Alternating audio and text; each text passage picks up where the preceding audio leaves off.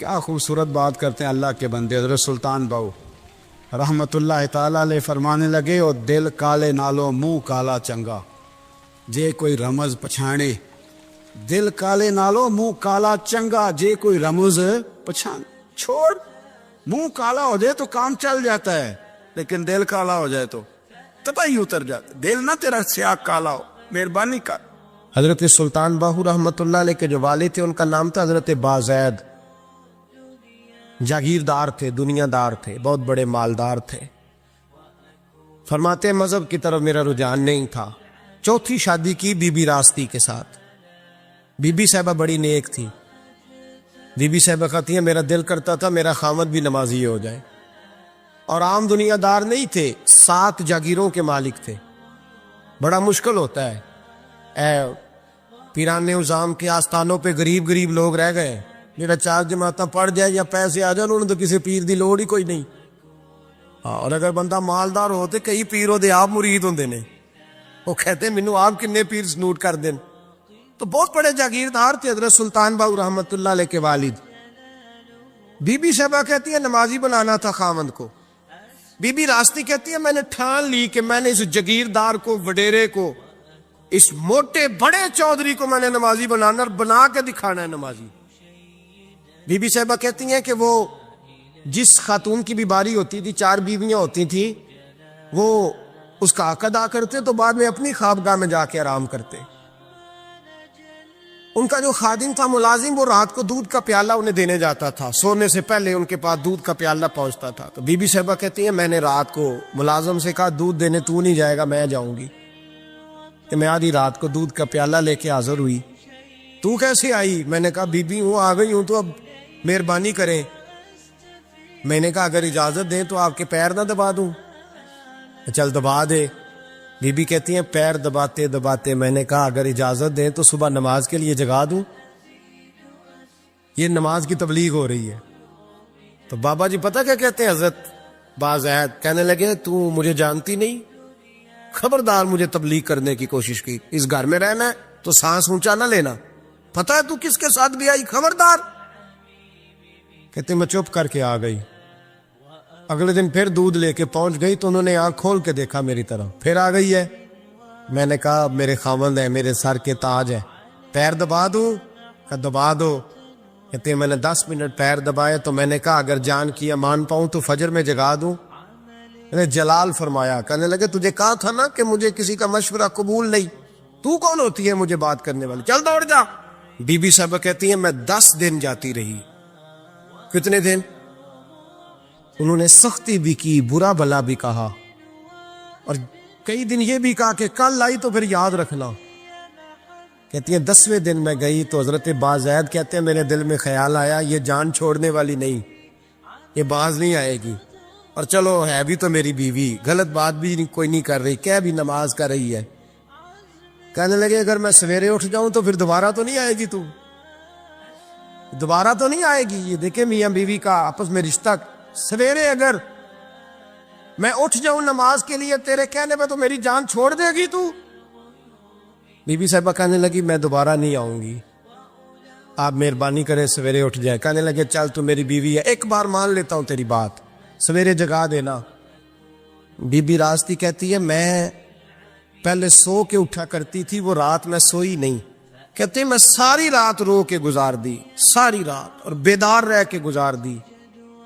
سویرے فجر کے وقت پانی گرم کیا، بغل میں مصلی لیا، خامد کو بیدار کیا، وضو کرایا، اور کہتی ہیں جب وہ اللہ اکبر کہہ کے سنتوں کی نیت باندھی تو میرے اس طرح آنسو گرے جیسے سیلاب آتا ہے اور دریا کا بند ٹوٹتا ہے، اور میں نے رو کے کہا مولا میرے اختیار میں یہیں تک تھا، میں مصلی پہ کھڑا کر سکتی ہوں، میں دل تو نہیں نہ بدل سکتی، وہ تیرے قبضے میں ہے، مقلب القلوب ہے، فضل کر اس کا دل بدل دے۔ فرماتی ہے میں روتی رہی، 2 رکعتیں پڑھ کے میری طرف دیکھا تو فرضوں کی نیت باندھ لی، اور 2 فرض پڑھ کے پھر میری طرف دیکھا، کہنے لگے خبردار سویرے جگانے آئی تو؟ میں نے کہا جی نہیں جگاتی۔ میری طرف دیکھ کے کہنے لگے تو نہیں جگائے گی آج کے بعد میں تجھے نماز کے لیے جگایا کروں گا۔ میں تجھے جگاؤں گا. آپ فرمانے لگی وہ نمازی بن گئے, میں پہلے ہی نمازی تھی.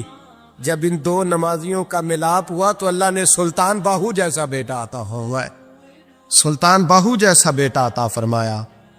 حضرت سلطان باہو رحمت اللہ تعالی علیہ کے ایک خادم ہوئے ہیں, ان کا اصل نام امیر بابا لکھا ہے بعض جگہوں پہ, لیکن ان کو کڈن میاں, کڈن میاں, بڈھے میاں کئی ناموں سے یاد کیا جاتا ہے. بڑے درویش تھے, صاحب حضوری آدمی تھے. اکثر لوگ دم درود کرانے آتے تھے ان کے پاس. بزرگوں کے پاس لوگ آتے ہیں, اللہ کے بندے دعا کرتے ہیں تو اللہ خیر فرما دیتا ہے. آج کل کا زمانہ نہیں, اب تو دکانداری ہے نا, ٹوکن چلتے ہیں, تو اللہ تعالیٰ خیر کرے. حالات بڑے عجیب و غریب ہیں. تو ان کے پاس لوگ آیا کرتے تھے دم کرانے. انہوں نے نا دور ایک برتن رکھا ہوا تھا, تو کوئی آدمی آتا تو تھوڑا سا اس میں نذرانہ ڈالتا. نظر تھا حضرت جی میرا یہ کام ہے, یہ کر دیں. وہ خلیفہ تھے حضرت سلطان باہو کے. وہ گردن جھکاتے, تھوڑی دیر کے بعد سار اٹھاتے, کہتے تیرا کام ہو جائے گا. صحیح مسلم کی حدیث ہے, نبی پاک نے فرمایا رب اشغاز اکبر لو اقسم علی اللہ لابرہ. اللہ کے کچھ بندے ایسے ہیں جو اللہ کو قسم بھی دے تو اللہ ان کی قسم پوری کر دیتا ہے. ان کے کپڑے مٹی سے بھرے ہوتے ہیں, پر اللہ کو کہہ دیں تو اللہ کر دیتا ہے. حضرت سلطان باہو کے وہ خلیفہ کہتے ہو جائے گا تو ہو جاتا. پھر کوئی بندہ آ کے کہتا جی نذرانہ ڈال دیا تو کام, گردن چکاتے کہتے اپنے پیسے نکال کے لے جا, تیرا کام کوئی نہیں ہونا. ایک دفعہ کچھ سید زادیاں آ گئیں, انہوں نے آ کے نا اس زمانے میں 100 روپیہ سمجھ لے کہ آج کل 1,00,000 روپیہ بابا جی کے نذرانے والے گلے میں ڈالا اور آ کے کہا کہ بابا ہمارے نا ایک بچے کو سزائے موت ہو گئی اور حلفاً بتاتے ہیں کہ ناجائز پھانسی کا حکم ہوا ہے, تو تیری رب رسول کی بارگاہ تک رسائی ہے, مہربانی کر, سیدوں کا بچہ ہے, مہربانی کر. بابا جی نے گردن جھکائی اور کہا اپنا 100 روپیہ نکال کے لے جاؤ, مشکل ہے بچہ بچے تو میں کچھ نہیں کر سکتا. سیدزادیاں تھی, روتی ہوئی لوٹ گئیں. بچے کی نانی زندہ تھی, ان کو جا کے بتایا تو وہ رونے لگ گئیں, کہنے لگی تمہیں بات نہیں کرنی آئی, اللہ کے بندے بڑے نرم دل ہوتے, تمہیں منانا نہیں آیا, ورنہ یہ ہو سکتا تھا. میں جاتی ہوں. وہ آئی, 100 روپیہ ڈالا, اور بابا جی امیر صاحب کے پاس بیٹھ کے کہنے لگی بابا بات یہ ہے کہ ہم سید ہیں, ہے سارا ہمارے گھرانے کا, پر چلو آج تک رسائی تیری ہے, آج کل تیرے تعلقات مضبوط ہیں تو مہربانی کر, کوئی غلط بات نہیں, بچے کو پھانسی غلط ہو رہی, مہربانی کر. بابا کہنے لگا اماں میرے بس میں نہیں, میں بھی تو اللہ کا کمزور بندہ ہوں نا, مالک کا کمزور بندہ ہوں, کو ضروری نہیں, دعا پہ فضل ہوتا ہے, اگر اس کی مشیت ہو تو پھر بندہ کیا کر سکتا ہے. تو اماں یہ کام نہیں ہو سکتا. تو اماں رونے لگ گئی, کہنے لگی کوئی نہیں, میں قیامت کے دن حضور کی بارگاہ میں تیری شکایت کروں گی, میں کہوں گی کہ میں نے بتایا تھا میں سید ہوں, اس نے توجہ ہی نہیں کی, میرا کوئی خیال ہی نہیں کیا.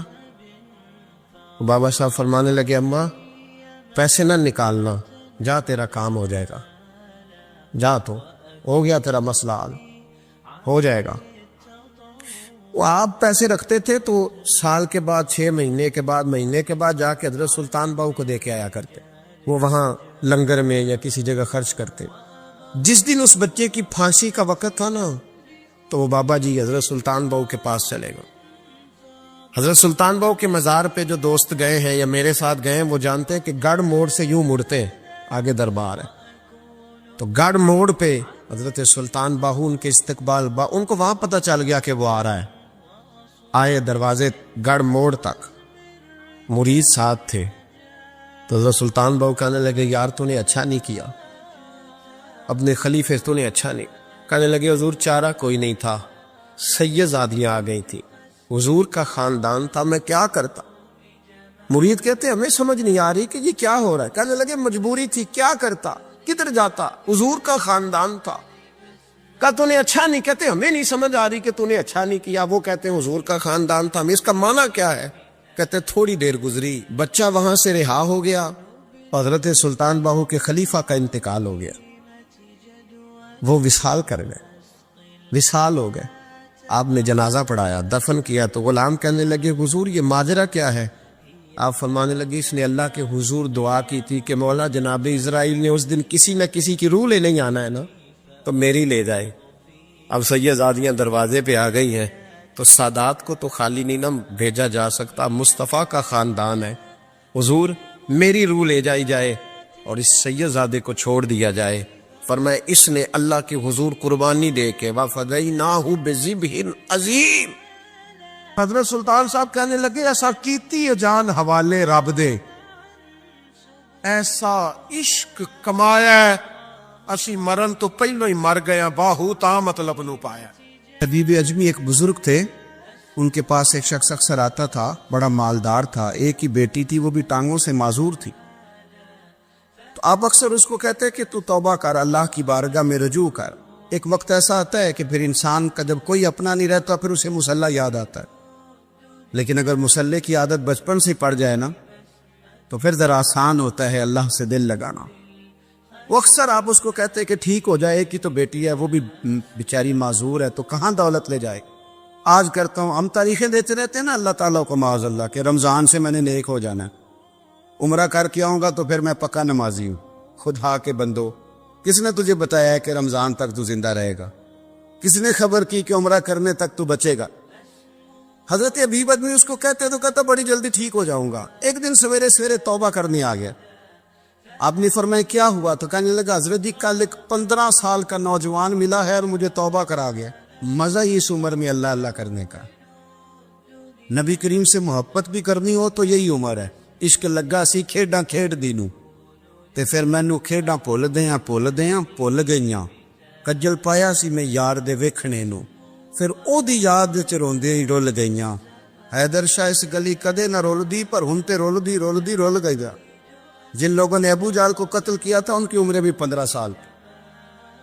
ہم تو بڑے ہی نہیں نہ ہوتے ساری زندگی، نہ ہمیں کو بڑا ہونے دیتا ہے، ہم بڑے ہی نہیں ہوتے. یہ تو عمر ہے کچھ کر گزرنے. 15 سال کا نوجوان توبہ کرا گیا. تو حضرت حبیب اجمی کہنے لگے وہ کیسے؟ کہنے لگا حضرت جی میں کل منڈی گیا تھا، مجھے کچھ سامان خریدنا تھا، تو بغداد کے بازار سے میں نے مچھلی خرید لی 10 کلو، باقی بھی سامان تب خود لے جا نہیں سکتا تھا. تو مزدور آپ کو پتہ ہے بیچارے آج بھی سڑکوں پہ بیٹھے، تو مزدور بیٹھے تھے، تو ان میں ایک نوجوان 14-15 سال کا، چہرے پہ بڑی روشنی. میں نے اس کو کہا بیٹے مزدوری کرو گے؟ کہنے لگا حضور مزدوری بھی کرتا ہوں، پڑھائی بھی کرتا ہوں، اور جو اللہ کو منظور ہو اس کی عبادت بھی کرتا ہوں. میں نے اسے کہا کہ یہ میرا سامان ہے فلان جگہ پہنچانا، کیا لوگے؟ کہنے لگا 3 دینار مزدوری. سودا طے ہو گیا، اس نے سامان اٹھا لیا. کہتے ہیں رستے میں ظہر کا وقت ہو گیا. کہنے لگا چچا اگر اجازت ہو تو نماز پڑھ لوں. 15 سال کا تھا. کہتے میں رکھ کے نا وہاں سامان تو پھٹے پہ بیٹھ گیا، وہ نماز پڑھنے چلا گیا. باقی لوگ دیر سے آئے، وہ بچہ جلدی آ گیا. میں نے کہا بیٹے آپ جلدی آ گئے؟ کہنے لگے نفل چھوڑ دیے. اب یہی نہ سمجھ لے کہ کام چور ہے، میں بعد میں پڑھ لوں گا. کہتے ہیں وہ دوپہر کا وقت، رمضان بھی نہیں تھا. میں اس بچے کو نوجوان گھر لے گیا اور میں نے اپنی بیوی سے کہا کہ بڑا نیک ہے، نمازی ہے. اور راستے میں یہ بھی ہوا ہے کہ میں نے اسے ایک دفعہ کہا ہے کہ یہ مجھے تھوڑی دیر کے لیے دے دو، گرمی بڑی ہے، تمہیں پسینہ آ رہا ہے، میں اٹھا لیتا ہوں. کہنے لگا نہیں چچا میں رزق حلال کھاتا ہوں، اگر آپ اٹھائیں گے تو میں 3 دینار مزدوری پوری نہیں لوں گا، پھر پیسے کم کروں گا. میں نے طے کیا ہے کہ اٹھاؤں گا. تو کہتے ہیں میں نے اپنی بیوی کو بتایا تو بڑی متاثر ہوئی. کہنے لگی دوپہر کا کھانا پک گیا، اسے کو روٹی کھا لے. رمضان بھی نہیں تھا. کہتے میں باہر نکلا، اس کو 3 دینار تھمائے. تو میں نے کہا بیٹے ایک بات میری مانو گے؟ کہنے لگا بتائیے. میں نے کہا کھانا پکائے کھا لو. کہنے لگا میں معافی چاہتا ہوں، میں نے روزہ رکھا ہوا ہے. حضور نے حکم دیا، حکم نبی کریم نے حکم دیا ہے، بخاری مسلم کی حدیث ہے. فرمایا نوجوانوں اگر تمہارے پاس طاقت ہے تو نکاح کر لو ورنہ روزے رکھو. حکم دیا، یا نکاح اور یا روزے، یہ سرکار کا حکم ہے. بھائی نفلی روزہ نفس کی قوتوں کو کچلتا ہے، انسان میں نورانیت اور روحانیت لاتا ہے. کہتے وہ کہنے لگا میں نے روزہ رکھا ہے. میں اور متاثر ہو گیا. میں نے کہا اب کیا کرو گے؟ کہیں اور جانا ہے؟ کہنے لگا نہیں، میں جس دن 3 دینار کما لیتا ہوں پھر میں مزید لالچ نہیں کرتا، باقی وقت یا قرآن مجید پڑھتا رہتا ہوں یا نبی پاک پہ درود شریف پڑھتا رہتا ہوں. آپ بتائیں. تو میں نے کہا کہ افطار میرے ساتھ کر لو. کہتے ہیں میں اسے مسجد چھوڑ آیا اور خود میں لوٹ آیا. افطار کے بعد میں اسے لایا، کھانا کھلایا، عشاء پڑھی. اس کا گھر دور تھا، میں نے ڈرائنگ روم کھول دیا، بیٹھک کھول دی، وہیں وہ سو گیا. میری 20 سال کی معذور بچی کبھی چل نہیں سکتی تھی، کوئی طبیب کوئی حکیم میں نے چھوڑا نہیں تھا اس کو دکھایا نہ ہو. ایک ہی بیٹی، وہ بھی معذور پیدائشی. اس کے کمرے میں گئے، میاں بیوی اسے کھانا کھلا اور بتایا بیٹے ایک نوجوان ہے، بڑا نیک ہے ہمارے گھر میں آج، بڑا پرہیزگار۔ پتہ ہے حضور نے کیا فرمایا؟ نبی کریم فرماتے ہیں جب نوجوان اٹھ کے تہجد پڑھتا ہے نا نوجوان، تو اللہ فرشتوں کے سامنے اس نوجوان پر فخر فرماتا ہے۔ اللہ فخر کرتا ہے کہ عمر دیکھو دیکھو یہ میری بارگاہ، اللہ فخر کرتا ہے، اللہ یعنی خدا خود میرے مجلس بود، اللہ فخر کرتا ہے۔ اب سوچے کون نے اپنی بیٹی کو بتایا کہ نوجوان ہے اور بڑا نیک ہے، تو کہتے ہیں وہ کھانا کھلا کے ہم واپس آ گئے، آدھی رات کا وقت ہوا تو دروازے پہ دستک ہوئی، بچی اپنے کمرے میں سو رہی تھی، ہم اپنے کمرے میں، وہ بیٹھک میں گھبراہٹ اٹھی کہ اس وقت کون ہے دروازے پہ؟ تو بیٹی کہنے لگی ابا دروازہ تو کھولنا۔ کہتے ہیں دروازہ کھولا تو 20 سال ہو گئے تھے بیٹی کو، کبھی اس نے چل کے نہیں دکھایا تھا، کبھی دوڑ کے ادھر جاتی، کبھی ادھر آتی، کہتی الحمدللہ اللہ نے میری ٹانگیں ٹھیک کر دی۔ ہم تو انہیں رونے لگے، اے اللہ تو کتنا کریم ہے، کیسے ہوا بیٹے سارا کچھ؟ بیٹی کہنے لگی ابا آپ نے کہا تھا نا کہ نیک نوجوان آیا ہے، تو میرے دل میں خیال آیا اللہ اگر واقعی نیک ہے تو اس کے صدقے مجھے شفا ہی دے دے۔ یا ایھا الذین آمنوا اتقوا اللہ وابتغوا الیہ الوسیلہ، تو کہنے لگی ابھی میری دعا بھی پوری نہیں ہوئی تو رب کریم نے فضل کیا ہے اور مجھے شفا عطا کر دی۔ کہتے ہم دوڑ کے اس کے کمرے میں گئے اور جب ہم نے ہاتھ رکھا تو دروازہ پہلے سے کھلا تھا، ایک خط چھوڑ گیا تھا۔ آج کل کے پیر کی کرامت ہوتی تو فیس بک پہ دے دیتا، باقیوں کو بھی ذرا پتہ چلے۔ کہتے ہیں وہ خط چھوڑ گیا اپنے بستر پہ کہ اگر تم لوگوں کو مجھ سے محبت ہو گئی ہے تو میرے پیچھے نہ دوڑنا، اس رب کی بارگاہ میں جھکنا جس رب نے میرے اوپر بھی فضل فرمایا ہے اور آپ پر بھی کرم فرمایا۔ میرے نوجوان دوستو، سلطان محمود غزنوی کے زمانے میں نا چوریاں بڑی ہونے لگی، بڑی چوری، روز چور آ جاتے، سارا علاقہ پریشان ہے۔ چور تھے 4، جس گھر میں بھی آتے پیروں کے نشان ملتے 4 لوگوں کے، 4 چور ہیں پکڑے، بڑی دوڑ لگی، پولیس فوج، چور نہیں پکڑے جاتے۔ سلطان محمود غزنوی کہنے لگے تم سے نہیں پکڑے جائیں گے، میں ہی پکڑوں گا۔ کیا کروں گا بولیے گا ذرا؟ میں پکڑ کے لاتا ہوں۔ کہا جناب کیسے؟ فرمانے لگے دیکھ لو پکڑتا ہوں۔ سلطان محمود غزنوی نے نقاب ڈالا چہرے پہ، پرانے کپڑے پہنے، بازار میں نکل گئے، 4 چور کھڑے تھے سامنے۔ سلطان کو دیکھا تو دوڑنے لگے، آپ فرمانے لگے دوڑو نا، انا بشر مثلکم، میں بھی تمہارے جیسا ہی ہوں، میں بھی لباس آدمی پہنا جہان آدمی سمجھا۔ وہ مزمل بن کے آئے تھے، تجلی بن کے نکلیں گے۔ لباس آدمی پہنا جہان آدمی سمجھا، مزمل بن کے آئے تھے، تجلی نہ حلیم بھید کھلا ہے یہ، نہ مقام چونو چرا ہے یہ، تو خدا سے پوچھ وہ کون تھے تیری عظمتیں جو بڑھا گئے۔ سلطان کہنے لگیا نا باشر مثلکم، نہ ڈرو میں تمہاری طرح کا ہی ہوں۔ ان بیوقوفوں نے سمجھا شاید چور ہے، کہا نا میں تمہاری طرح کا ہوں۔ انہوں نے کیا سمجھا؟ شاید لباس آدمی پہنا جہان آدمی، شاید چور ہے۔ انہوں نے کہا چلو جی طاق اداد ہو گئے، پہلے 4 تھے اب بیٹھ گئے، بات چیت ہونے لگی۔ سلطان کہنے لگے یار چور تم بھی چوریاں کرتے ہو تو کتنی چوریاں آج تک کر لی ہیں؟ کہنے لگے بڑی کی ہیں یار، لیکن کوئی نہیں، تھوڑے سے پیسے ہوتے ہیں، 2-4 دن میں ختم ہو جاتے ہیں۔ سلطان کہنے لگا چلو یہ تو بتاؤ کہ کوالٹی بھی ہے تمہارے اندر؟ ایک شخص کہنے لگا جی میرے اندر کوالٹی ہے، جانور بولے تو اس کی بولی سن کے بتا دیتا ہوں کہ یہ کیا کہہ رہا۔ دوسرے سے پوچھا تو بھائی؟ کہنے لگا جی میرے اندر کوالٹی ہے کہ جتنی مرضی اونچی دیوار ہو، رستہ کوئی نہ ہو، میرا کام ہے چڑھ جانا۔ تیسرے سے پوچھا تو بتا؟ کہنے لگا میری خوبی یہ ہے کہ میں سونگ کے بتا دیتا ہوں پیسے کہاں رکھے ہوئے ہیں۔ سلطان مسکرا کے کہنے لگے ساری چوروں والی کوالٹی ہے، پکے چور ہے، چوروں والی کوالٹی ہے ساری تمہارے اندر۔ خیر چوتھے سے پوچھا تو بتا؟ کہنے لگا جی میری کوالٹی یہ ہے کہ جس کو رات کے اندھیرے میں نقاب میں دیکھ لوں سویرے پہچان لیتا ہوں بندہ کون تھا، چھپا ہوا دیکھوں گا پر سویرے مجھے اندھیرا ہوگا، نقاب ہوگا، پر میں سویرے پہچان لوں گا۔ سلطان سے کہنے لگے ہم نے تو بتا دی، آپ بھی بتائیں۔ تو سلطان محمود کہنے لگے میری کوالٹی یہ ہے کہ بندہ پھانسی لگنے لگے میں داڑھی ہلاؤں تو پھانسی سے اتر جائے گا، پھانسی لگنے لگے، میرا کام ہے داڑھی ہلانا، اور بندہ پھانسی سے فارغ۔ میں نے کہا کیا بات ہے؟ کہتے ایڈریس سب کے لے لیے۔ سلطان کہنے لگا یار تھک گئے، چوری ککھ دی دی تے چوری لکھ دی دی، تو آج بادشاہ کا گھر نہ لوٹے۔ روز جو تھوڑی تھوڑی کرتے ہیں تو بڑا ہاتھ مارتے ہیں، کچھ ہاتھ تو آئے نا۔ وہ کہنے لگے یار تو بڑا دلیر چور ہے، پہلے دن آیا اتنی دلیری، کہنے لگے چلو آج سلطان کا گھر لوٹتے۔ چلے مامون غزنوی کے گھر کی طرف، جب پہنچے نا دروازے پہ تو کتا بھونکنے لگا، جو کہتا تھا نا میں پہچان لیتا ہوں، وہ کہنے لگا کتا کہہ رہا ہے تمہارے اندر ایک بادشاہ بھی ہے، بادشاہ ہے۔ وہ باقی تین کہنے لگے عجیب بیوقوف ہے، ہم تو ایک جیسے ہیں سارے۔ وہ نے کہا نہیں انا بشر مثلکم، تو پاگل ہے، آج تجھے غلطی لگ گئی۔ دیوار بڑی اونچی تھی، وہ جو کہتا تھا نا چڑھ جاتا ہوں وہ چڑھ گیا، رسا پھینکا باقی بھی چڑھ گئے۔ وہ جو کہتا تھا سوں کے بتا دیتا ہوں، اس نے بتا دیا کہ اس کمرے میں خزانہ ہے، لوٹا، نیچے آئے، اس کو ایک جگہ پہ لے کے بیٹھے بانٹنے کے لیے۔ سلطان کہنے لگے بیوقوف ہو، کوئی معمولی گھر نہیں لوٹا، بادشاہ کا گھر لوٹا ہے۔ سویرے گلی گلی پولیس دوڑے گی، فوجی دوڑیں گے، ایک سوئی بھی پکڑی گئی تو پکڑے جائیں گے، خزانہ زمین میں دبا دو، بات ٹھنڈی ہوگی تو آ کے اس کو اکھیڑیں گے، بانٹ لیں گے۔ ایڈریس پہلے لے لیے تھے، وہ سب اپنے اپنے گھروں کو چلے گئے۔ سلطان آئے، سپاہیوں سے کہا کہ 4 بندے اٹھا لاؤ، اور فلان جگہ خزانہ دفن کیا وہ بھی اٹھا لاؤ۔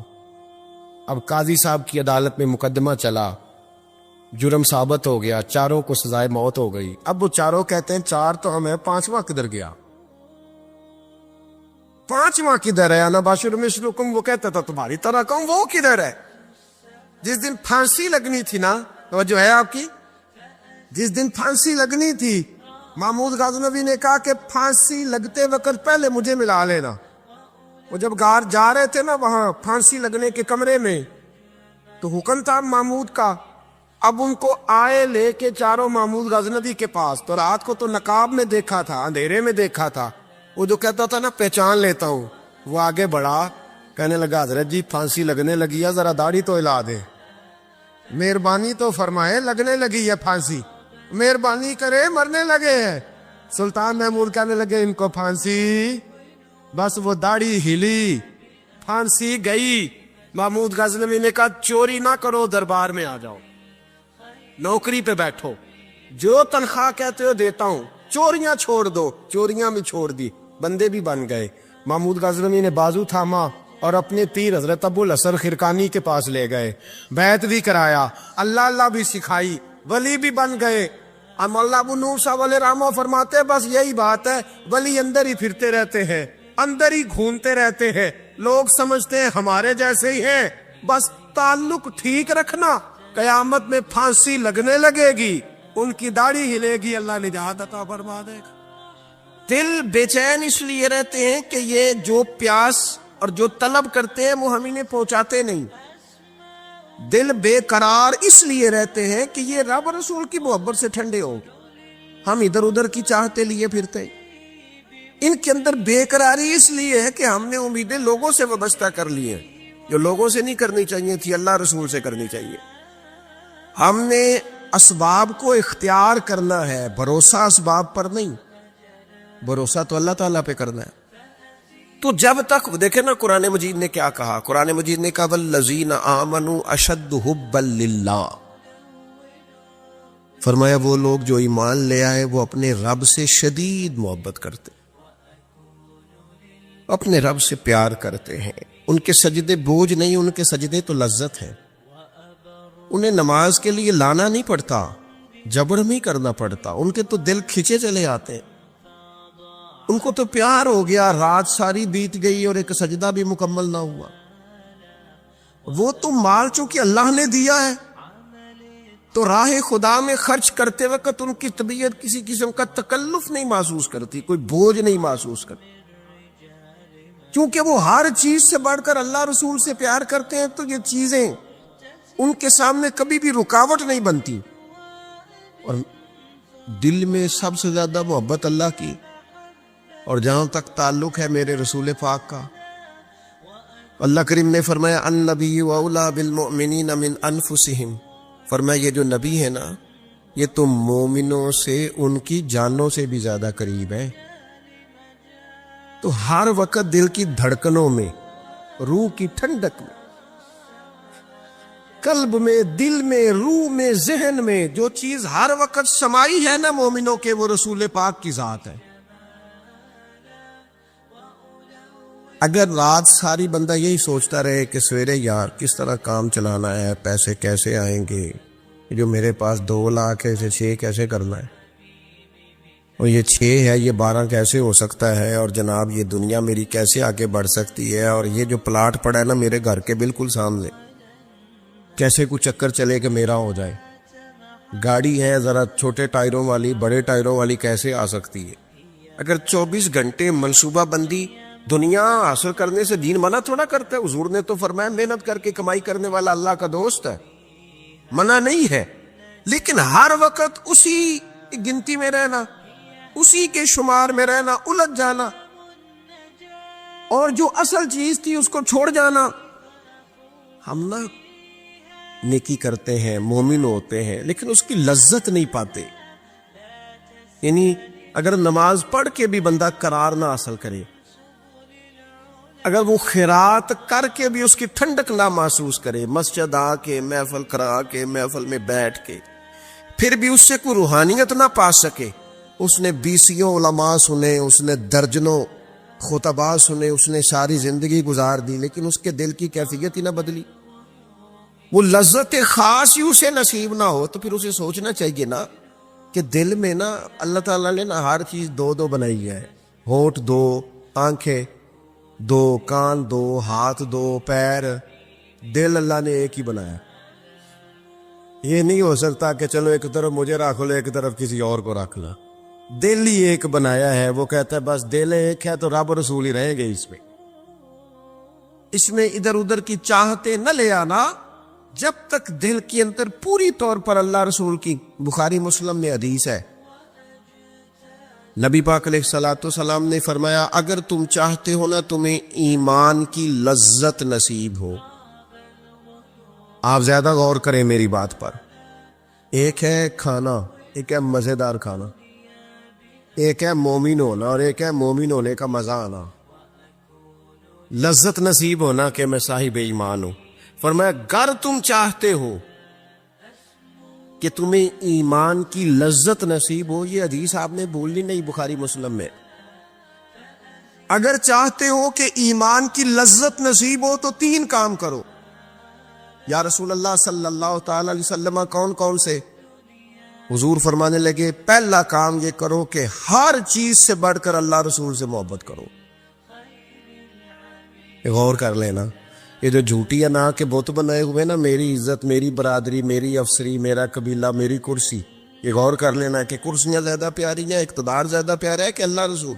ایک طرف رسول اللہ کی شریعت اور ایک طرف تیری برادری کے رسم و رواج، لیکن شادی والے دن رسم و رواج جیت گئے.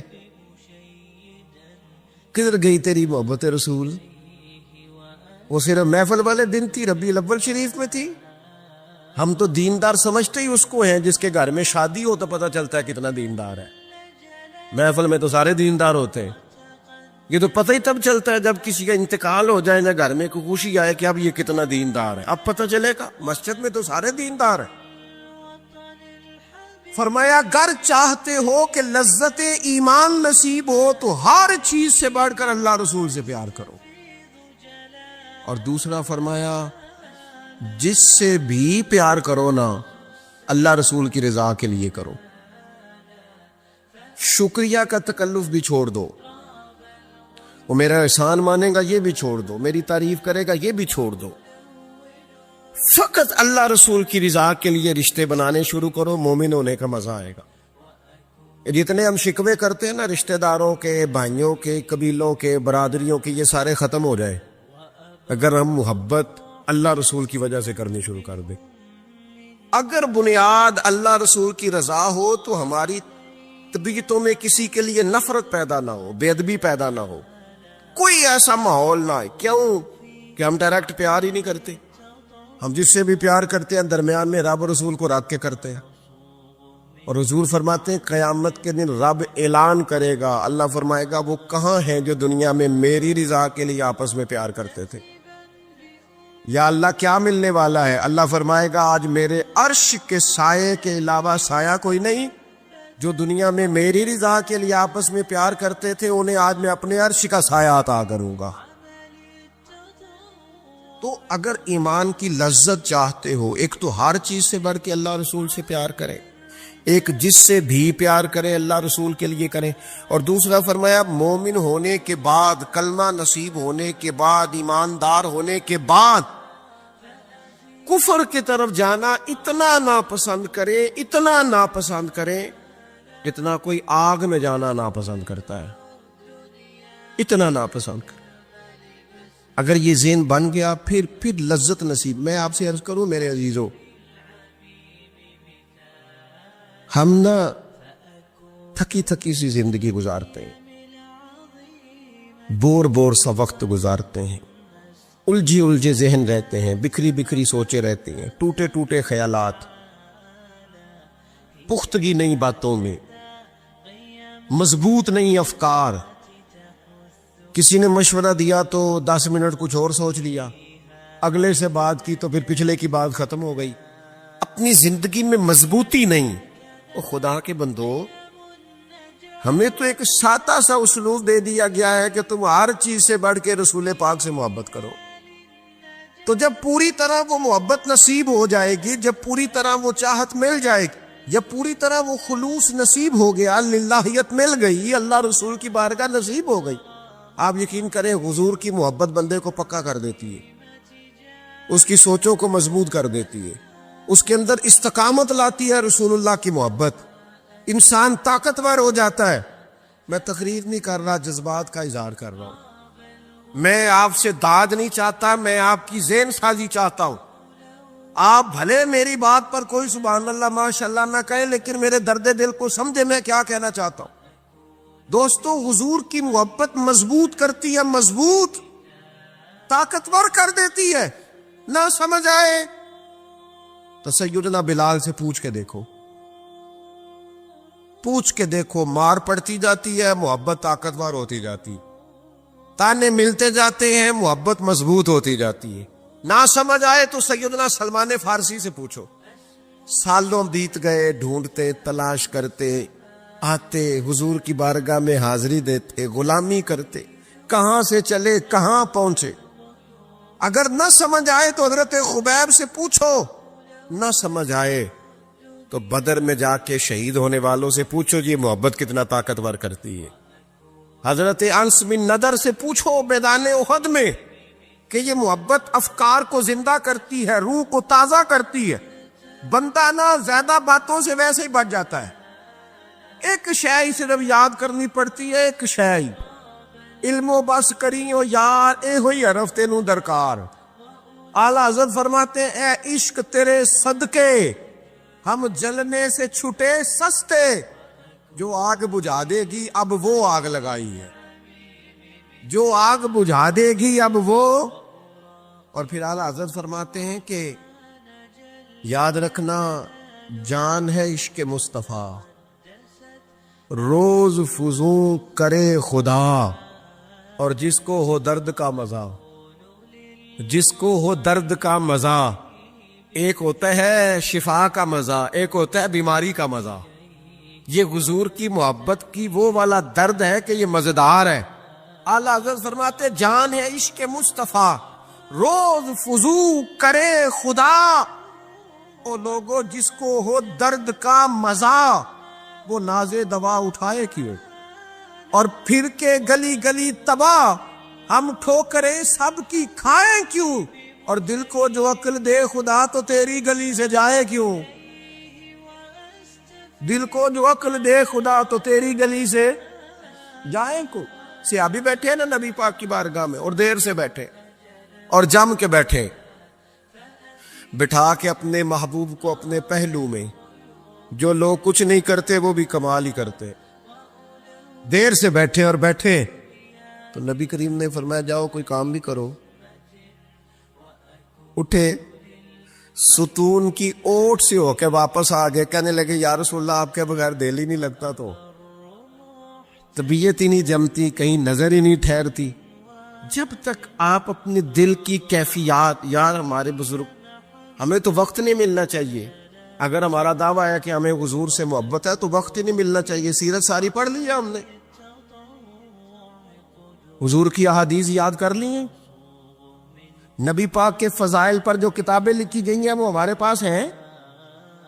کیا آج صبح سے لے کر اب تک 1100 بار درود شریف نصیب ہوا ہے؟ کیا اگر حضور سے محبت ہے تو ہمارے دل میں نبی پاک کی امت کا درد ہے؟ حضور پر نازل ہونے والے قرآن مجید کو ہم نے سمجھا ہے؟ دین اسلام کی روشن تعلیمات کے ہم کتنے قریب گئے ہیں؟ فارغ وقت آپ کیا جی میں آج کل بور ہوتا ہوں, تو بھئی آپ کتاب خریدیں حضور کی سیرت پر, پڑھیں شاہ عبدالحق محدث دہلوی نے کیا لکھا ہے, پڑھیں حضور کے فضائل کمالات, پڑھیں شفا شریف قاضی اعجاز کیا لکھتے ہیں. لیکن زندگی تو ادھر ادھر ضائع ہو رہی ہے. محبت والا تو اپنا ٹائم, یہاں تو کسی کو پیار ہو جائے نا اپنے گھر سے تو قربانی دیتا ہے, کہتا ہے آپ سب لوگ کھائیں گے, میں پردیس میں جا کے کماؤں گا. پیار ہو گیا نا تو اس نے جدوجہد کی, اس نے عمر گزار دی. ہمیں اگر پیار ہو تو پھر انداز کچھ اور ہو. تھوڑا سا نا اپنی قلبی واردات پر توجہ دیں, اپنے دل سے پوچھیں, ایک تسبیح رکھ لیں ہاتھ میں. جس طرح موبائل ہو نا بندے کے پاس تو چین نہیں نہ لینے دیتا, جس طرح موبائل ہاتھ میں ہو تو چلتا رہتا ہے نا, انشاءاللہ تسبیح بھی ہاتھ میں ہوگی تو درود پاک چلتا رہے گا. یہ کریں یہ کام, حضور کے تذکار جمیلہ, نبی پاک کا تذکرہ, اپنے قلب اطہر میں حضور کی محبت کو. آپ دیکھیں نا کبھی صحابہ کا مزاج, ایک ہوتا ہے بڑے مشورے کرنا اور ایک ہوتا ہے زندگی میں نا ایک حرف یاد کر لینا. صحابہ نے نا ایک سبق یاد کیا تھا کہ جو حضور کہہ دیں گے نا, یہ بڑا مختصر, بڑا جامع, بڑا مزیدار اور سارے پہلوؤں کو اکٹھا کرنے والا سبق ہے. جو کریم کہہ دیں گے نا, لمبی چوڑی دوڑ ہی نہیں, جو حضور فرما دیں گے. حضرت صدیق اکبر سے پوچھا آپ کو پسند کیا ہے, کہنے لگے حضور آپ کو دیکھتے رہنا. میرا دل کرتا ہے میری بیٹی گھر میں خدمت کرے. حضور میرا دل کرتا ہے اللہ مجھے مال دیتا رہے, میں آپ کے قدموں پہ قربان کرتا رہوں. سانو تے قید سجن دا گہنا ہے, وہ جینجے رکھے ایسا اونج رہنا ہے. ہم نے نہ طے کر لیا ہے, ہم نے ادھر ادھر ایک مختصر سے سبق یاد کر لیا.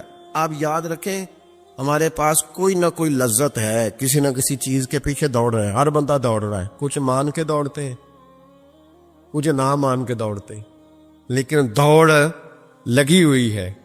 آپ یقین کریں میں ایسے لوگوں کو بھی جانتا ہوں جو ڈھونڈ کے محفل میں جاتے ہیں, آج میں نے اپنے نبی کی نعت سنی ہے. میں ایسے لوگوں کو بھی جانتا ہوں جن کو کتاب مل جائے نا, ٹائٹل پہ لکھا ہو حضور کا تذکرہ, دوڑ کے خرید لیتے ہیں. میں نے دیکھا ہے کہ حضور کے میلاد پاک میں وہ یوں خرچ کرتے ہیں کہ جیسے بس پوری کیفیت طاری ہو گئی. نبی پاک کی نسبت جہاں نظر آئی, حضور کے اصحاب کی بات آئی یا اولاد کی بات آئی, امت کے اولیاء کی بات آئی یا علماء کی بات آئی, دین کے طلباء جو مدرسوں میں پڑھتے ہیں ان کی بات, جہاں جہاں ذکر آیا. ہم نے نہ کبھی قطرے پہ غور کیا اور نہ دریا دیکھا, بس جہاں تیری جھلک دیکھی وہیں ڈوب گئے. اپنے دل میں اس محبت کو پیدا کریں. میں آپ سے عرض کروں, اولادیں بھی پریشان ہیں ہماری.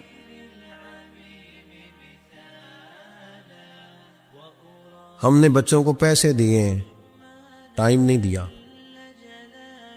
ہم نے بچوں کو گھر دیا ہے, خاندانی ماحول نہیں دیا. اب شکوہ صرف بچے سے نہیں کہ وہ موبائل پہ ہے, ابا بھی تو موبائل پہ ہی ہے نا, وہ بھی تو نہیں نا چھوڑ رہا. بچے جو چھوٹے موٹے سوالات اپنے ماں باپ سے پوچھتے تھے تو ایک خاندانی روایات, ان کا حسن منتقل ہوتا تھا, وہ اب رخصت ہو رہا ہے. بچے اپنے گھروں میں, آپ کو پتہ ہے یہ صحابہ کی اولادیں کیوں جان قربان کرتی تھی نبی پاک پہ؟ انہوں نے گھر میں جو دیکھا تھا نا اپنے ماں باپ کو کرتے, تو وہ تیار تھے. ایک سے ایک بڑھ کر تھا. حضرت عمر بن جموح جنگ میں آئے تو چاروں بیٹوں سمیت آئے, اولادیں ساتھ آئیں ان کی. کیوں؟ انہوں نے اپنے بچوں کو وقت دیا، ٹائم دیا، ان کی تربیت کی. دیکھیں ایک ہے میں تقریر کروں، تقریر سے بھی بچے سیکھیں گے. ایک ہے کہ جو ان کا باپ کرتا ہے. میں اکثر ایک مثال دیتا ہوں، میں کہتا ہوں کہ کئی دفعہ گھر میں نا اماں کہتی پتر چپ کر جا، تیرا ابا آج کل پریشان ہے، ناراض ہو جائے گا، چپ کر، ابھی بات نہ کرنا، کاروباری ٹینشن چل رہی ہے. ہوتا ہے کہ نہیں؟ پتر آج نہ بات کرنا، آج تیرے ابا جی کا موڈ نہیں ٹھیک، ہوتا ہے نا. تو کبھی کبھی یوں بھی ہونا کہ ابا بستر میں رو پڑے تو پتر اٹھ کے جا کے پوچھے اماں جی خیر ہے، تو اماں بھی رو پڑے. اماں بتاؤ تو صحیح ہوا کیا؟ آپ تو اماں کے پتر تمہارے باپ کو نا حضور کا مدینہ یاد آ رہا ہے. آپ یقین کریں یہ رنگ اولاد پہ وہ رنگ چڑھائے گا، یہ انداز وہ انداز سکھائے گا. ابا پیسوں کے لیے تو روز روتا ہے، زمینوں جائیدادوں کے لیے روتا ہے، میرا کاروبار نہیں چلتا روتا ہے. کاش یہ کبھی حضور کی محبت میں روئے، یہ کبھی اس درد سے تڑپے، کبھی اس کی وہ کیفیت بنے. تو بچے کو کہنا نہیں پڑے گا. اپنوں کے تو آنسو دیکھ کے بندے کے آنسو آ جاتے ہیں. کسی نے حضرت سید احمد کبیر رفاعی سے پوچھا کہ بابا اتنا بڑا درجہ،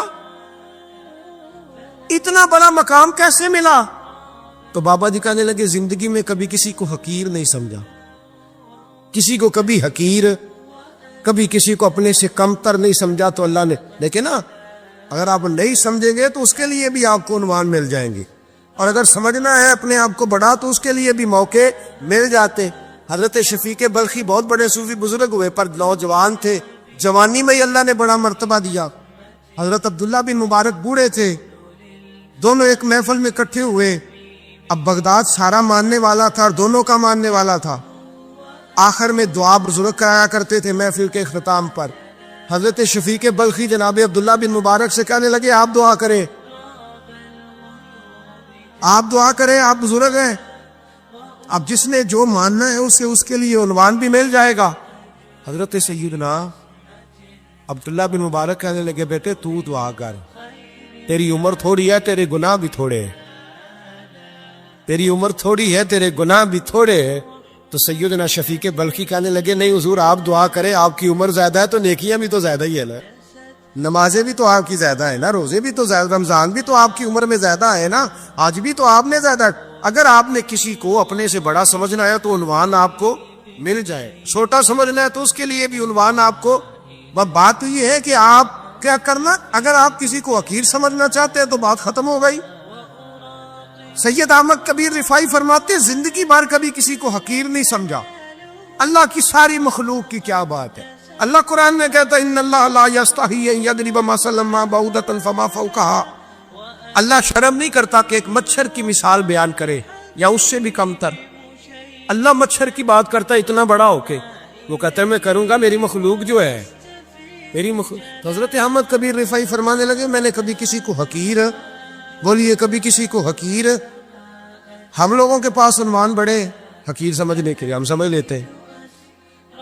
امیر آدمی کہتا ہے غریب محنت کیوں نہیں کرتا، محنت کرے امیر ہو جائے گا، عنوان ہوا کہ نہ تنقید کرنے کا. 4 بچے ہیں کریں کمائی امیر ہو جائیں گے. اب وہ حقیر سمجھ رہا ہے غریب کو، غریب بھی امیر کو حقیر سمجھتا ہے. وہ بھی کہتا ہے جو اس نے کمایا سارا ہی حرام ہے، جائز ایک پیسہ نہیں، اس نے بھی حقیر سمجھ لیا. یعنی وہ یہ کہہ رہا ہے کہ میں حلال کھاتا ہوں، یہ امیر حرام کھاتے ہیں، تو بات ختم ہو گئی. اس نے بھی حقیر سمجھ لیا، اس نے بھی حقیر سمجھ لیا. اب عنوان ہی تھا نا، اگر عنوان بدل لیتے تو بات بن جاتی.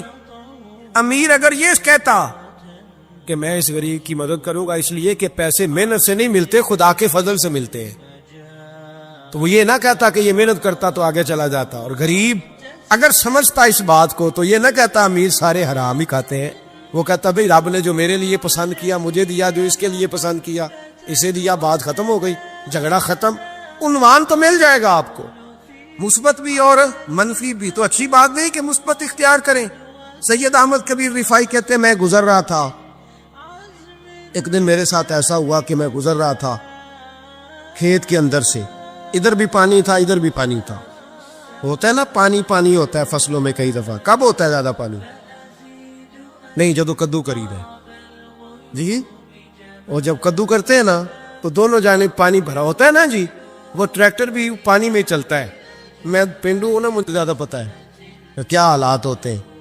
تو وہ ادھر بھی پانی ادھر بھی پانی, تو درمیان میں سے وہ مڈیر ہوتی ہے چھوٹی سی, واٹاکشی تھا اپنی زبان ہے. تو کہتے ہیں ادھر بھی پانی تھا ادھر بھی پانی تھا. سید احمد کبیر رفائی کہتے ہیں میں گزر رہا تھا, عصر کی نماز کا ٹائم ہو گیا, میں جلدی جلدی جا رہا, سامنے سے کتا آ گیا. انسان اشرف المخلوقات ہے, لیکن وہ اللہ کا شکر کرے گا کہ اس نے مجھے اشرف بنایا ہے. یہ نہیں کہہ سکتا کہ یہ مخلوق حقیر ہے, یہ بری ہے, یہ نہیں کہہ سکتا. شکر کرے کہ مجھے اللہ نے اشرف. سید احمد کبیر رفائی کہتے ہیں کتا آ گیا سامنے سے. اب کتا آیا تو مجھے جلدی تھی, کتا بھی بھیگا ہوا تھا. اب میرا دل کرے کہ کتا نیچے اترے تو میں گزروں, کتا کھڑا ہے کہ یہ سائڈ پہ ہو تو میں گزروں. کہتے ہیں دیر ہو گئی. تو مجھے ڈر لگتا تھا, میں نے کبھی کتے کو بھی نہیں جھڑکا تھا, کبھی کتے کو بھی, اپنی اتنی حیثیت ہی نہیں, جھڑکا ہی نہیں کبھی کسی. آپ فرماتے ہیں دیر ہو گئی تو میں نے کہا یا اللہ, حضرت سید احمد کبیر کہتے ہیں میں نے کہا یا اللہ اس کتے کو زبان ہی دے دے, میں اسے کچھ سمجھا ہی دوں, اسے زبان ہی دے دے, تو قادر مطلق ہے. اسے زبان دے دی.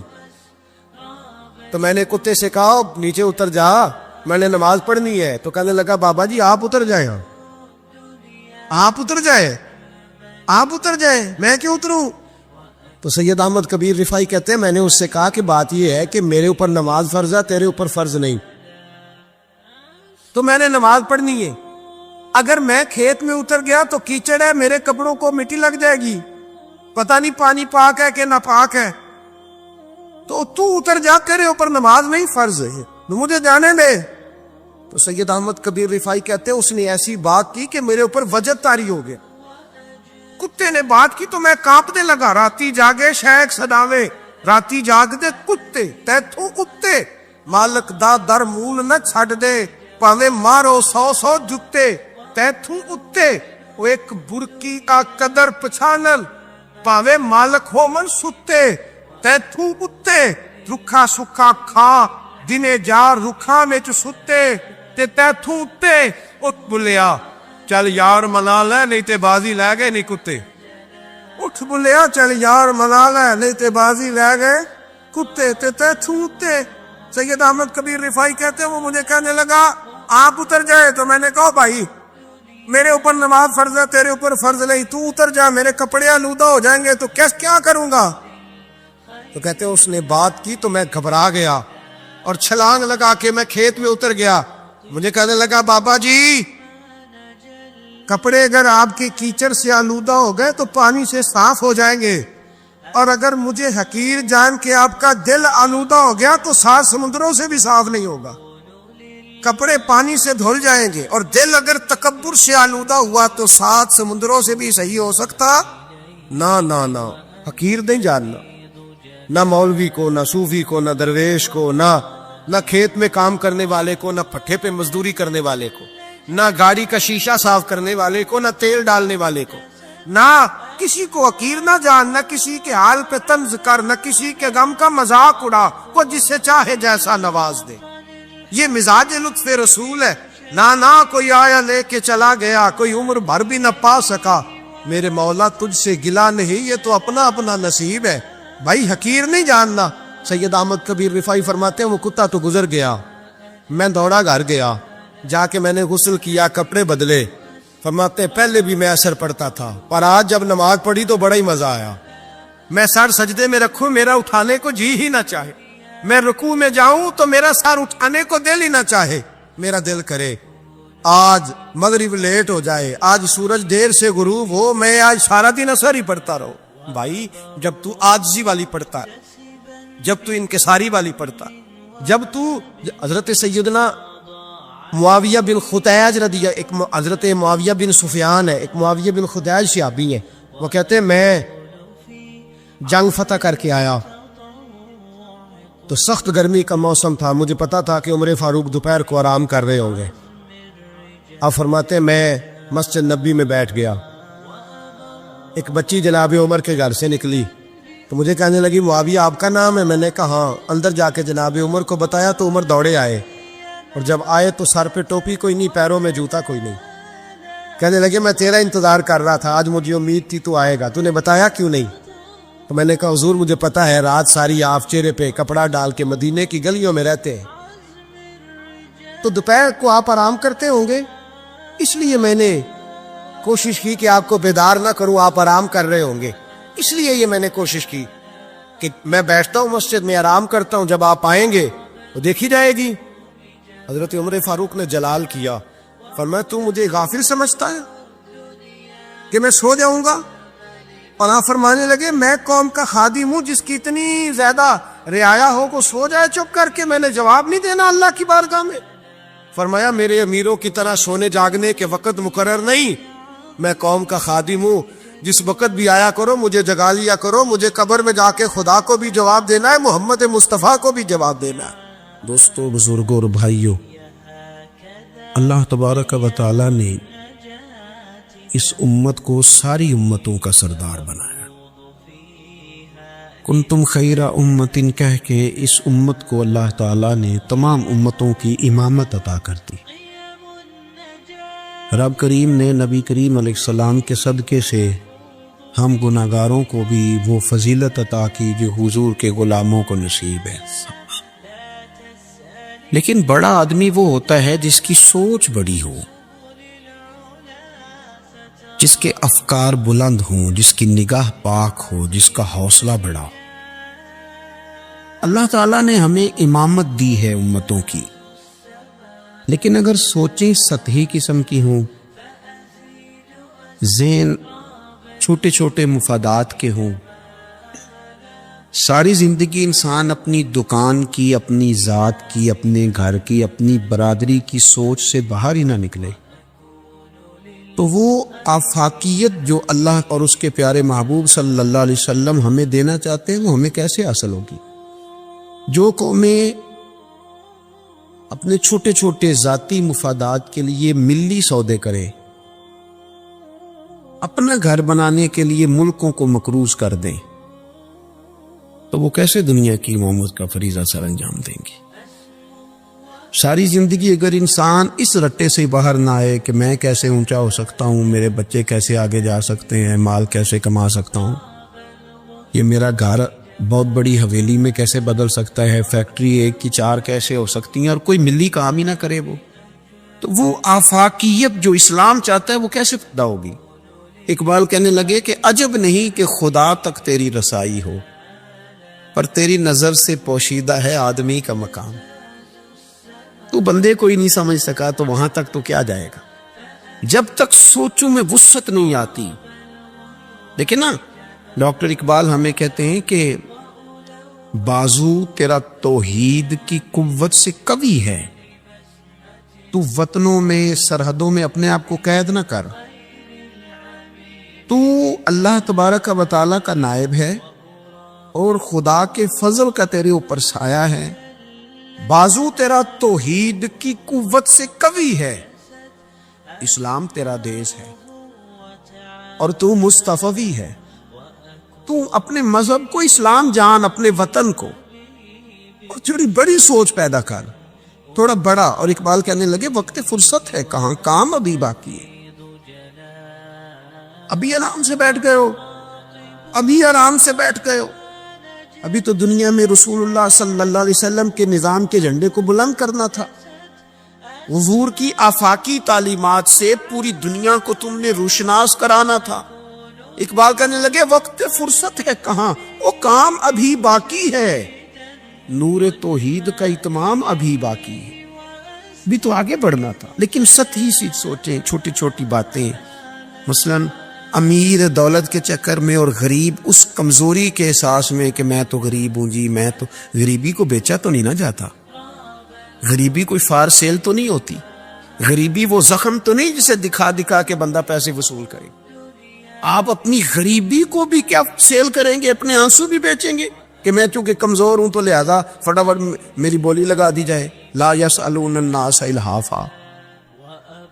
قرآن کہتا ہے انہیں بڑی بھی ضرورت ہو تو پھر بھی لپٹ لپٹ کے سوال نہیں کرتے، ان کی سوچیں بڑی ہوتی ہیں. وہ کہتے ہیں بندے کیا دے سکتے ہیں, سیٹھ کیا دے سکتے ہیں, نواب کیا دے سکتے ہیں, اللہ رسول سے مانگیں گے. ان کی بڑی سوچیں ہوتی ہیں. وہ شاعر تھا نا ایک بیچارہ, شاعر ناراض نہ ہو جائیں, یہ بھی بیچارے قابل رحم ہوتے ہیں. ساری دنیا سو رہی ہوتی ہے تو یہ چھتوں پہ پھر رہے ہوتے ہیں, کہتے ہیں آمد ہو رہی ہے.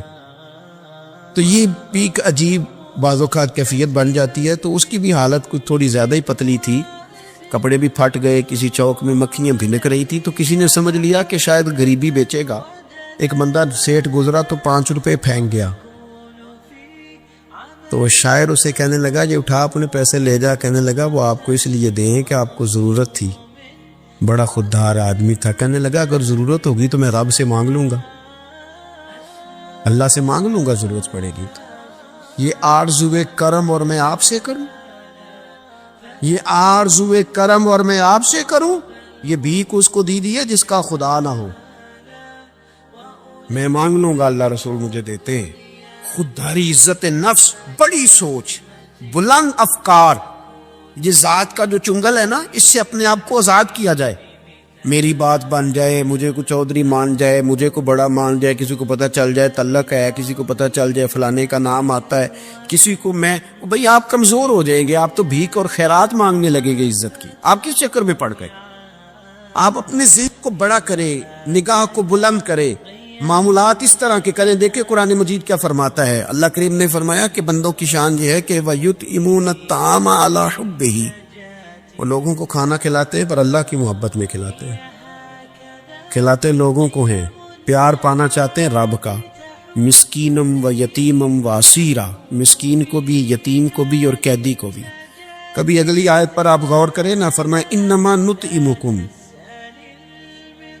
بے شک وہ کھانا کھلاتے ہیں لوجہ اللہ, اللہ کی رضا کے لیے.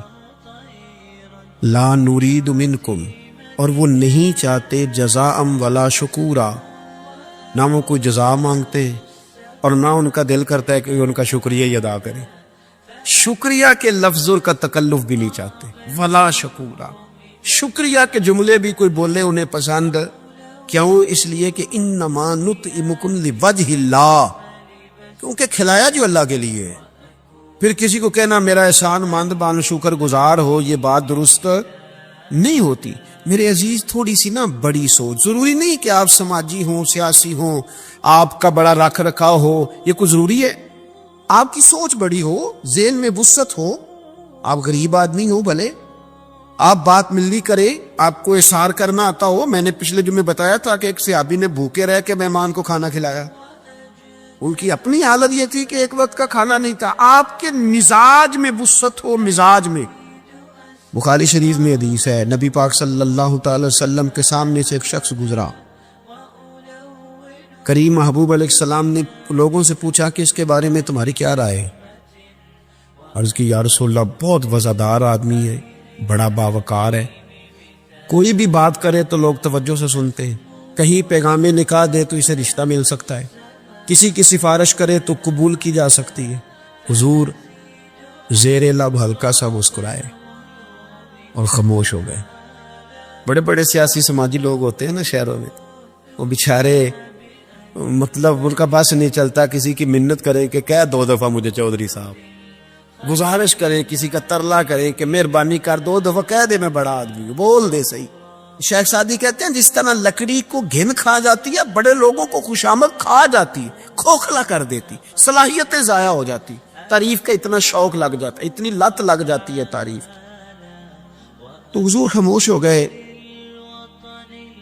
تھوڑی دیر کے بعد ایک غریب آدمی گزرا, یہ بخاری ہے. نبی کریم صلی اللہ علیہ وسلم نے فرمایا اس کے بارے میں تمہارا کیا خیال ہے؟ عرض کی یا رسول اللہ, یہ تو غریب آدمی ہے, سادہ آدمی ہے, یہ کوئی بات کرے تو لوگ توجہ سے سنے نہ, پیغام نکاح دے تو کوئی اسے رشتہ بھی نہ دے, اور حضور یہ سفارش کرے تو قبول بھی نہ ہو. ایک بندہ پہلے گزر گیا جس کے بارے میں یہ تھا کہ بڑا جناب, لوگ اس کو جانتے ہیں, اس کی بات سنی جاتی ہے, سفارش مانی جاتی ہے, پیغام نکاح دے تو رشتے ملتے. اس کے بارے میں بالکل دوسرا مترادف اور الٹ تبصرہ کیا گیا, یا رسول اللہ یہ غریب آدمی ہے, اس کی وہ وفاداری نہیں. اب نتیجہ حضور نے بیان کرنا تھا, رزلٹ نبی پاک نے دینا تھا. حضور فرمانے لگے وہ جو تم نے کہا نا کہ بڑا بازادار ہے اور سفارشیں مانی جائیں اور پیغام نکاح قبول کیے جائیں، فرمایا اس طرح کے بندوں سے زمین ساری بھر بھی جائے تو پھر بھی یہ جو غریب گزرا ہے نا، یہ ان سب بندوں سے زیادہ افضل ہے۔ آپ کا کیا خیال ہے کہ نام کی تختیاں زیادہ لگی ہوں تو بندے کا رعب زیادہ ہے، اس نے بڑے افتتاح کیے ہوں تو اس کا رعب زیادہ ہے؟ تو میرے عزیز، آپ بڑی سوچ، وسعت والی، بڑا کلیجہ، بڑا حوصلہ، نبی پاک صلی اللہ تعالی علیہ وسلم نا بڑی بات ارشاد فرماتے تھے۔ حضور کی کوئی ایک حدیث بھی، کبھی ایک حدیث پر بھی غور کرو گے تو عالمی سوچ ملے گی آپ کو، آفاقی بات، اس میں دنیا کی ساری حکمتیں پنہا نظر آئیں گی آپ کو۔ لیکن مسلمان اپنی گلی سے باہر نہیں آتا، اپنی برادری سے باہر نہیں آتا، اس کو یوں لگتا ہے کہ میرے گھر پیسے آ گئے نا، ایسی ہوا چلی ہے کہ ہر شخص سوچتا ہے اور تمام شہر جلے، بس ایک میرا گھر نہ جلے۔ حالانکہ سارے جل گئے تو کس کے ساتھ زندہ رہے گا؟ بستیاں اجڑ گئی تو کدھر جائے گا؟ آپ اپنی مزاجوں کے اندر وہ وسعت لائیں، وہ بڑائی پیدا کرے۔ اٹھ باندھ کمر کیوں ڈرتا ہے، پھر دیکھ خدا کیا کرتا ہے۔ درویش نے لکھا ہے، وہ کہتے ہیں ایک شخص نے نا، بس تمثیل سمجھانے کے لیے ہوتی ہے نا مثالیں، ایک شخص کسی چیز کی تلاش میں تھا، وہ چیز پہاڑوں پہ ملتی تھی، پہلے بھی کئی لوگ گر گئے، سمجھ لیں کوئی پھل تھا، کوئی جڑی بوٹی تھی، کوئی چیز تھی، پہاڑ بڑا اونچا تھا، وہاں سے ملنی تھی، یہ بھی گیا اس کی تلاش میں۔ تو یہ جب ایک پہاڑ پہ چڑھا تو ڈھلان تھی، پاؤں پھسل رہے تھے، اس نے ہمت نہیں آ رہی، اس نے نا کدال پکڑا، سامان پکڑا لوہا کاٹنے کا، اس نے وہ پہاڑ کاٹ کے تو وہاں 50-60 سیڑھیاں بنائیں۔ پھر اگلے پہاڑ پہ گیا تو وہاں بھی پیر پھسلتے تھے، ڈھلان تھی، چڑھا نہیں جا سکتا، اس کو بھی کاٹا، 50-60 سیڑھیاں بنائیں۔ تیسری پہ گیا تو اس کو بھی کاٹا، سیڑھیاں بنائیں۔ اب بڑے زمانے لگ گئے، کمزور ہو گیا، بوڑھا ہو گیا، موت کا وقت آ گیا۔ کسی پوچھنے والے نے کہا کہ تجھے ملا کیا؟ 3 پہاڑ کاٹ کے تو نے سیڑھیاں بنائی، تو پہنچ سکا نہیں، ملا کیا؟ کہنے لگا تمہیں پتہ ہی نہیں میں کامیاب کتنا ہوا ہوں، میں نے اکیلے نے وہ چیز نہیں پانی تھی، اس کو پورے شہر کی ضرورت تھی، جہاں تک میں نے بنا دیا ہے نا، اب جو سفر شروع کرے گا اسے اگلا سفر شروع کرے گا۔ او میں نے 3 سیڑھیاں تو زندگی میں بنا دی ہے نا، 3 تو میں نے بنائی ہیں، اب جو سفر شروع کرے گا وہ اس سے، اور میں کامیاب ہو کے جا رہا ہوں، میں نے اپنے حصے کا کام کر دیا، میں یہی کر سکتا تھا، یہی مالی دا کم پانی دینا، او تے پر پر مشکاں پاوے، اگو خالق دا کم پھل پھل لانا، لاوے یا نہ لاوے تو ڈیوٹی تو کرنا، اپنی تو ڈیوٹی نہیں کرتا۔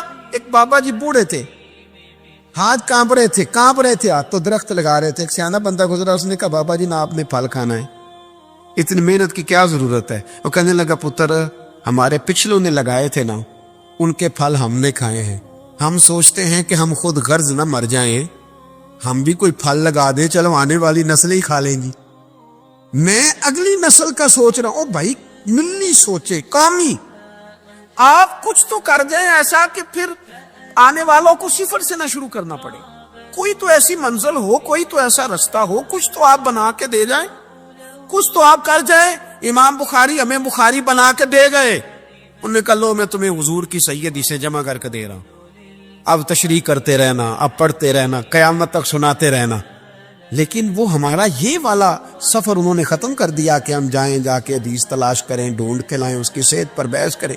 او بھائی ہمارے بزرگوں نے جتنا کام کیا نا، ہمارے اسفار آسان کیے، ہمیں کچھ ملی کرنا چاہیے۔ باتیں میں نے کہا سمجھانے کے لیے ہوتی ہیں۔ جب صحابہ مدائن کی جنگ میں تھے نا، تو وہاں مال غنیمت کٹھا ہو رہا تھا، تو ایک صحابی بہت سارا مال غنیمت ان کے ہاتھ آیا تو وہ سارا لے کے آئے، پر چہرے پہ کپڑا تھا، چہرے پہ کپڑا تھا، انہوں نے لا کے وہ مال غنیمت دیا، واپس جانے لگے تو لوگوں نے پوچھا یار تم اتنا مال لے آئے ہو، تم رکھ بھی سکتے تھے، ہمیں کیا پتا تھا تمہارے پاس ہے، تو نام ہی بتا دو۔ تو کہنے لگے نام بتاؤں گا تو کیا کرو گے، تعریفیں کرو گے نا، میں وہ تعریف کرانا چاہتا ہوں جو میرے رب کریم کی بارگاہ سے انعام ملے اور فرشتوں کی زبانوں پہ آئے۔ تم تو 1-2-4 منٹ کے لیے کرو گے، بات ختم ہو جائے گی۔ اور پھر کہنے لگے اگر تم نے ضرور ہی کرنی ہے نا تو میرا نام چھوڑو، میرے رب کی تعریف کرو جو تعریف کے قابل ہے۔ अल्हम्दुलिल्लाह रब्बिल आलमीन, उसकी करो तारीफ। तुम्हें मैं क्यों नाम बताऊं? कहते वो चले गए सियाबी छोड़ के, तो लोगों को इतना तजस्सुस हुआ कि कोई पीछा कर रहा है, कोई उनके दोस्तों से पूछ रहा है, कोई उनके कबीले से पूछ रहा है। जब वो सारे लोग घूम रहे थे ना, अल्लाह अकबर, तो सियाबी से लोगों ने कहा कि आपके पीछे तो लोग लग गए हैं। कहने लगे देख लो, फिर अगर मैंने अपनी तारीफें रोकी थी तो मेरे रब ने जगह जगह मेरी तारीफें करा दी, जगह जगह। और मेरे दिल में अभी भी नहीं है कि मेरी तारीफ की जाए। तारीफ उस रब की होनी चाहिए जो तारीफ के लायक है। हम ना सतही सोचे पैदा करते हैं, सतही। साहब ने एक जगह पे लिखा है, उसने कहा ये जहां आज मंगला डैम है ना, यहाँ पहले मीरपुर शहर होता था। असल एक जंग में जब ये तबाह हुआ ना, तो बड़ा दर्द था शहर के पुराने लोगों में कि हमारा शहर फिर से आबाद हो जाए।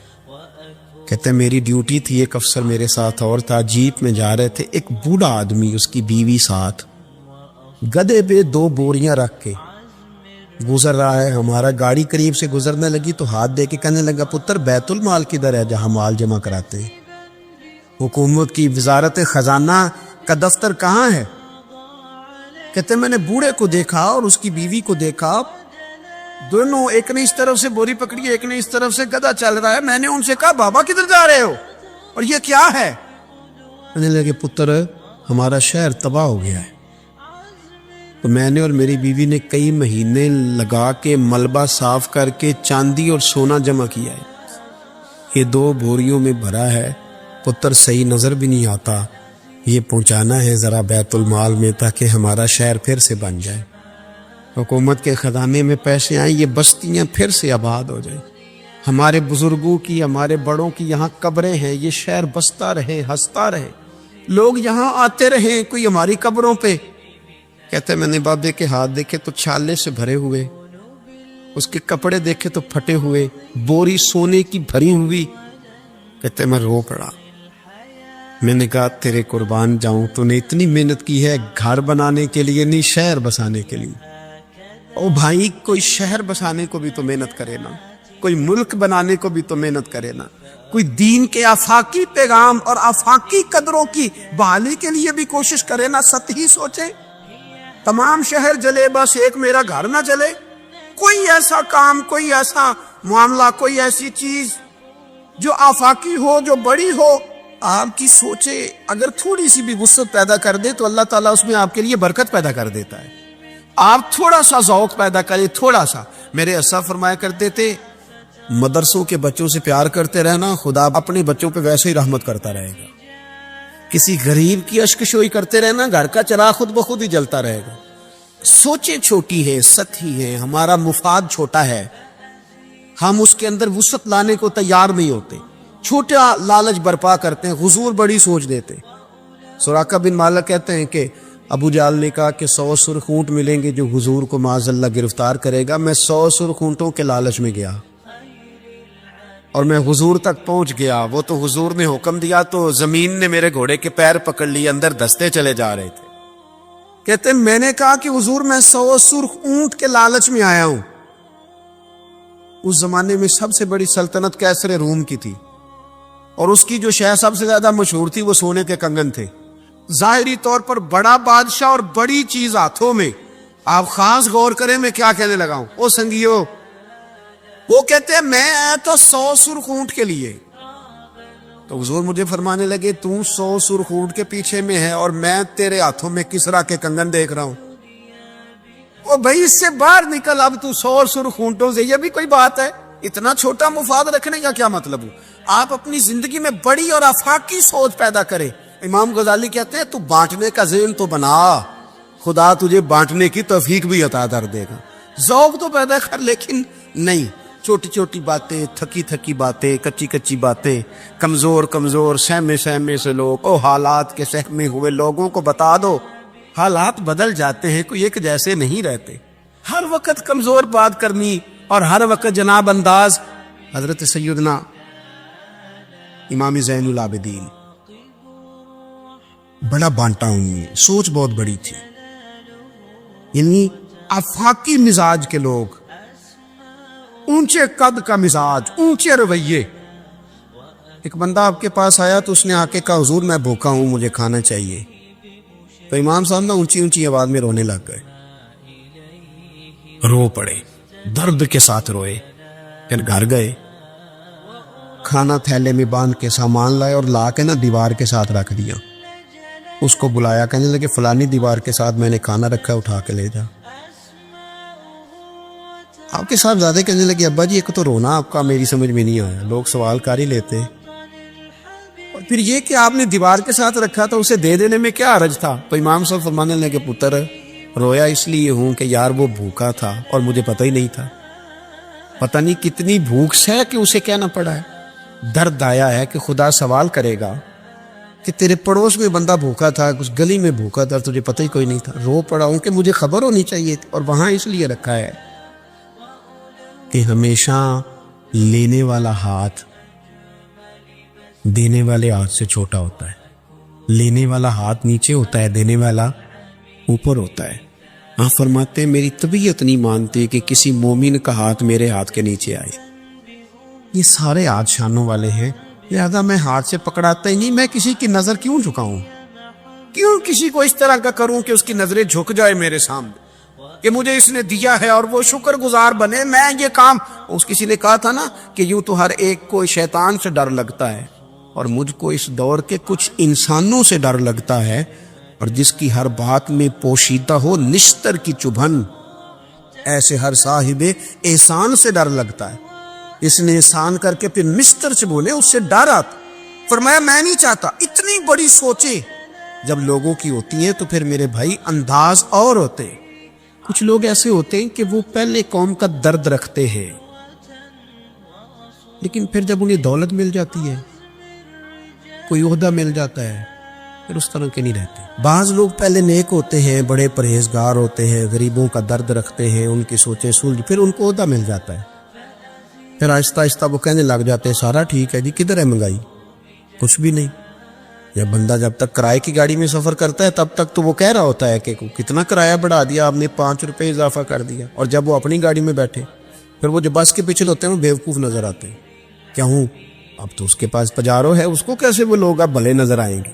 لیکن وہ بھائی ابھی بھی ہے کچھ گھر جہاں رات کو یہ ڈسکس ہوتی ہے کہ شادی آ گئی ہے ملتان, تو کرایہ کہاں سے پورا کرنا ہے, کرایہ تھوڑا ہے لہذا بچے رہنے دو, خود چلے جاتے, وہاں کچھ دینا دلانا بھی پڑے گا. ابھی بھی ہیں لوگ جو بیچارے ادھار پکڑ کے بیاہ پہ کرایہ لگاتے ہیں, لیکن جب سوچ کسی کی وہ رہتی نہیں.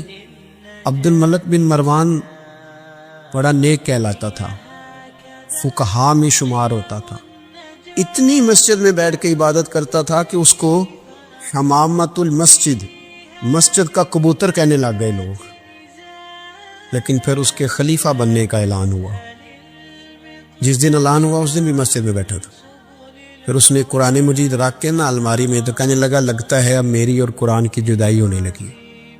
پھر وہ یہی شخص تھا جس نے حجاج بن یوسف جیسا ظالم آدمی گورنر بنایا. یہ وہی تھا جس کے دور حکومت میں حضرت عبداللہ بن زبیر جیسے لوگ شہید کیے گئے. بس وہ کیفیت ہی نہیں رہی. منصب مل گیا, عہدہ مل گیا تو ختم ہو گئی بات. لیکن کچھ لوگ حضرت عمر بن عبدالعزیز کی طرح کے بھی آئے, اتنا قیمتی لباس پہنتے تھے کہ دنیا عش عش کر اٹھتی تھی, لیکن وہی عمر بن عبدالعزیز تھے کہ جب خلیفہ بنے تو پھر انہوں نے کہا اس طرح کا پہنوں گا جس طرح کا میری رعایا کا غریب آدمی پہنتا ہے. بیوی سے کہنے لگے مجھے رکھنا ہے کہ مال دولت رکھنا ہے, اس میں کہا آپ کو رکھنا ہے. وہ ایک خلیفہ کی بیوی, ایک بادشاہ کی بہن, ایک بادشاہ کی بیٹی تھی, پر سارے زیور خیرات کر دیے, غریبی کی زندگی گزاری. کچھ لوگ نہیں بدلتے, کچھ عہدہ آ گیا, مال آ گیا, روح بھی بدل گیا. کہانیاں اور ہو گئیں, یعنی گاؤں سے آ کر پڑھنے والے بھول ہی گئے کہ کس کی ماں نے کتنا زیور بیچا تھا. پھر ان کے حالات بھی بالکل تبدیل ہو گئے, انہیں پتہ ہی نہیں ہم کیا تھے. سنو نا, حضرت صدیق اکبر رضی اللہ تعالیٰ عنہ کچھ بچیوں کا دودھ عصر کے وقت جا کے دھو کے آیا کرتے تھے, ان کو دیتے تھے. جس دن خلیفہ بن گئے تو ایک بچی نے آ کے پوچھا حضور اب وہ بکریوں کا دودھ کون دھویا کرے گا؟ تو آپ فرمانے لگے کیا خلافت مجھے خدمت خلق سے روک دے گی؟ وہ کام میں اپنی آخرت کے لیے کرتا تھا, کرتا ہی رہوں گا. میں نہیں بدلوں گا، میں بھی ہوں حضور کا غلام. بلکہ کنز المال میں ایک روایت تو ایسی ہے کہ کلیجہ منہ کو آتا ہے. ایک اونٹ گم ہو گیا مال غنیمت کا. سیدنا فاروق اعظم اونٹ ڈھونڈتے ہیں، کبھی ادھر بھاگتے ہیں، کبھی اور میری ذمہ داری ہے، مجھ سے قیامت میں سوال ہوگا، اور یہ مسلمانوں کا مال ہے، میں اس کا امین. ادھر بھاگتے ادھر بھاگتے ادھر بھاگتے. ایک شخص نے کہا حضور آپ بیٹھ جائیں، کسی غلام کی ڈیوٹی لگائیں. 24 لاکھ مربع میل پر حکومت، علم بھی، فضل بھی، تقویٰ بھی، اور سب سے بڑھ کر عمر وہ ہے جن سے اللہ بھی راضی، رسول اللہ بھی راضی صلی اللہ تعالی علیہ وسلم.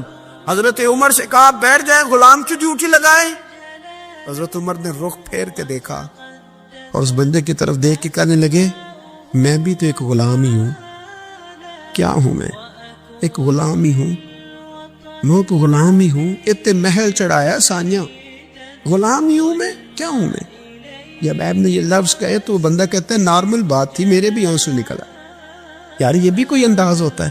لیکن بھول گئے لوگ، اپنوں کو بھول گئے، اپنوں کو بھول گئے، اپنے قریبیوں کو بھول گئے. دولت آئی تو پھر وہ محلہ پسند نہ آیا، پھر گھر سوسائٹی میں بن گیا، پھر یار بدل گئے، پھر رشتہ داریاں بدل گئی، پھر حالات اور ہو گئے. اپنی سوچیں بڑی کریں، ذہن بڑا کریں، اپنے اندر تغیر نہ لائیں.